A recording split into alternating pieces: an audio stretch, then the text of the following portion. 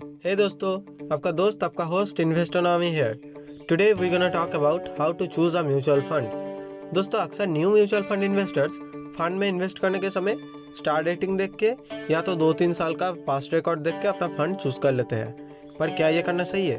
क्या mutual fund choose करना इतना आसान है? दोस्तों, मैंने देखा है कुछ लोग अपना ब्रोकर चूज करने में तो महीने लगा देते हैं, जो कि सही है, करना भी चाहिए। हमें पता होना चाहिए कि हम किसके थ्रू इन्वेस्ट कर रहे हैं।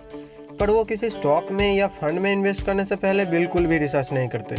वो ऐसे ही किसी फंड का स्टार रेटिंग देख के या फिर किसी दोस्त ने कहा ये सुन के इन्वेस्ट कर देते हैं। पर दोस्तों, हम ऐसा नहीं करेंगे। हम देखेंगे एक म्यूचुअल फंड को चूज करने से पहले हमें क्या क्या चीज़ करना चाहिए और क्या क्या चीज़ नहीं करना चाहिए। तो वीडियो को ज़रूर अंत तक देखिए पूरी तरह से समझने के लिए।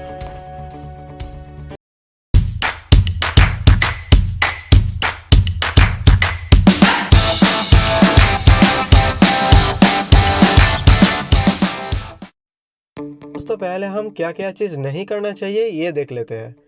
हमें बिल्कुल भी स्टार रेटिंग देख के अपना फंड नहीं चूज़ करना चाहिए, क्योंकि जब हम स्टार रेटिंग देख के अपना फंड चूज़ करते हैं तब हमें याद रखना चाहिए कि हमारे जैसे और भी लोग हैं जो ऐसे ही अपना फंड चूज़ करते हैं।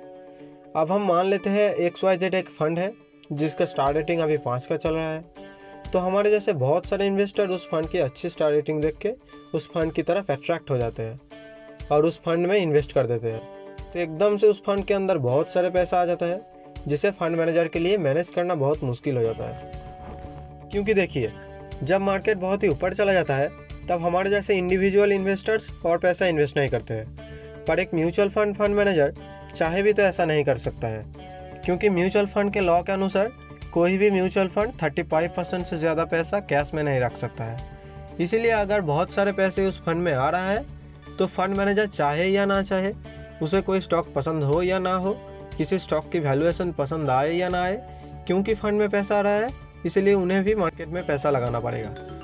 इसीलिए जो पॉपुलर 4 स्टार 5 स्टार फंड है, हो सकता है वो इन फ्यूचर अच्छी रिटर्न ना दे। तो क्या हमें 2-3 साल का पास्ट रिकॉर्ड देख के फंड खरीदना चाहिए?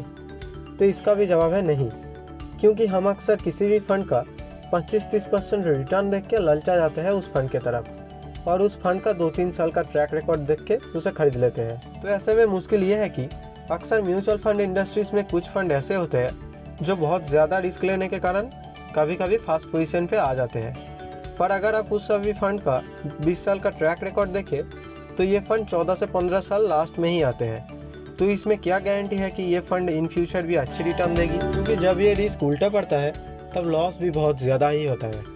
इसीलिए किसी भी फंड का 2-3 साल का ट्रैक रिकॉर्ड देख के उसे नहीं खरीदना चाहिए। ये तो हो गया 2 ऐसी चीज़ जो आपको नहीं करनी चाहिए। अब हम देखते हैं कुछ ऐसी चीज़ जो आपको अच्छी म्यूचुअल फंड चूज करने में हेल्प करेगा। हमें किसी भी फंड का कम से कम 10 साल का ट्रैक रिकॉर्ड देखना चाहिए।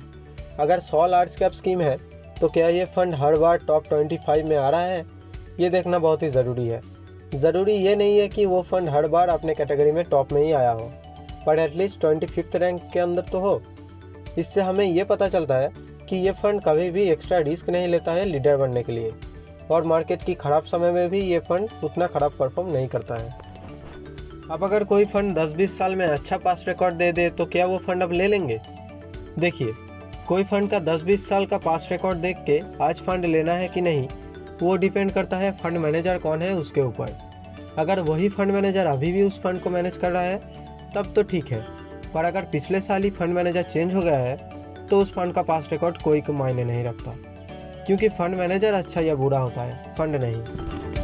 अब हम कैसे समझेंगे कि फंड मैनेजर अच्छा है? इसे समझने के लिए हम 2 चीज़ देखते हैं। पहले कि वो फंड को ट्रैक रिकॉर्ड कैसा दिया है, और दूसरा, अगर वो मैनेजर 4 स्कीम मैनेज कर रहा है और उसमें से सिर्फ एक स्कीम अच्छा परफॉर्म कर रहा है, तो ऐसे में मैं उस फंड मैनेजर को अच्छा नहीं कह सकता, क्योंकि हो सकता है वो एक फंड लक के कारण अच्छी परफॉर्म कर गया है। पर अगर 3 स्कीम वो मैनेजर अच्छी तरह से मैनेज कर रहा है तो हम उस मैनेजर को अच्छा कह सकते हैं। हमें ये सारी चीज़ों के साथ फंड का AUM यानी एसेट अंडर मैनेजमेंट को भी देखना चाहिए, क्योंकि अगर किसी फंड का AUM 5,000 करोड़ 10,000 करोड़ है तो मैं उस फंड से दूर रहना पसंद करूँगा, क्योंकि हो सकता है जब फंड का AUM कम था तब तो मैनेजर ने फंड को अच्छी तरह से मैनेज कर लिया था, पर उस फंड में एक साथ बहुत सारे कैश आ जाने के कारण मैनेजर के लिए फंड को मैनेज करना मुश्किल हो रहा है। हो सकता है मैनेजर को कैश में बैठना पड़े या स्टॉक को ज़्यादा प्राइस पे खरीदना पड़े, जिससे हो सकता है फ्यूचर में आपके रिटर्न पे इफेक्ट पड़े। दोस्तों, हमें सिर्फ रिटर्न देखना नहीं चाहिए, हमें रिस्क वर्सेस रिटर्न देखना चाहिए। आप मान लीजिए एक ऐसा फंड है जो ज़्यादा रिस्क लेके 20% का रिटर्न दे रहा है और एक ऐसा फंड है जो कम रिस्क लेके 19% का रिटर्न दे रहा है, तो मैं उस 1% के लिए ज़्यादा रिस्क लेना नहीं चाहूँगा, तो मैं कम रिस्क लेके 19% के साथ ही जाना चाहूँगा। दोस्तों, आपके वेल्थ क्रिएशन जर्नी को आसान बनाने के लिए मैंने कुछ और भी वीडियो बनाया है जो आपको ऊपर आई के बटन को क्लिक करके देख सकते हैं। आज के वीडियो में इतना ही। आशा करता हूँ आपको कॉन्सेप्ट क्लियर हुआ होगा। और किस टॉपिक पे आपको वीडियो चाहिए आप मुझे कमेंट करके बता सकते हैं। वीडियो को लाइक करें और शेयर करें आपको उन दोस्तों को जो कंपाउंडिंग के पावर को ठीक से समझते हैं। एंड ऑल्सो सब्सक्राइब करके बेल आइकन को प्रेस कर लीजिए ऐसे ही इन्वेस्टिंग से जुड़ा हुआ वीडियो सबसे पहले देखने के लिए। Thank you.